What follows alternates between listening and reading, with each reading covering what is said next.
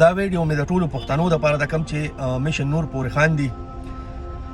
کم خلک چې د سیاست په الف بیتیسې باندې نه پوهېدلو، تاسو ته دانلی پته نه وه، تاسو ته پاناما پته نه وه، تاسو ته د آرمي د بجټ پته نه وه، تاسو سیاست صرف دې ته وي چې بس سړی راشي 15 کاله ځان له وګټي او بس کاتا ہے تو لگاتا بھی ہے. هغه خلک راپاسي او میشن نور پورې خان دي چې میشن نور څه دی، تاسو لومړی په دې ځان په پته باندې پوهه کوي. دې کې بهر سړی که خپل چت ته خطی شي، که په کور کې ودرېږي، که جومات کې او په 20 ستمبر 9 بجې به اذان کوي، بانګ به وایي. نو بانګ ویلو پورې خو خندانه نه پکار، لومبې اذان چې شوی دا د خانقابي په چت باندې شوی و او موږ عوام چې مایوسه شوي یو، موږ نشو کولی، زموږ عدالتونه خراب دي، زموږ ټول نظام ګډوډ شوی. اوس به د عوام فیصله ده الله عدالت ته وړي، دی به 9 بجې الله ته جرګه کوي. پاکستان چې کوم عوام دي دی به الله له په جرګه باندې ځي چې ګوره یو خو دا سیلابونه رالو، زلزلې رالې، څومره آفتونه په پاکستان رالو،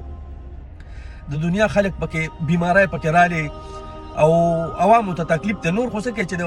خېټه خپل د کور مشر چې کمیاره خپلو کشرانو د خپلې فیملۍ خېټه نشي ماړولی.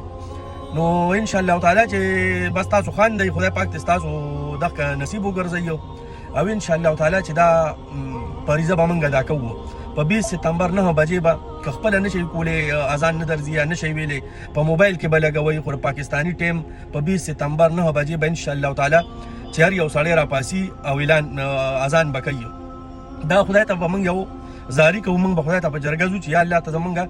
په حال باندې رحم وکړي او زموږ دا کم تا چې په موږ باندې کم دا حکمرانان راوستي دي یا دا کم مشران دي یا د ادارو مشران دي، نو د دوی نه خدای پاکه موږ په خپل طاقت خلاص کړي. بس موږ ستړي شو، نور دوی سره موږ نشو کولی.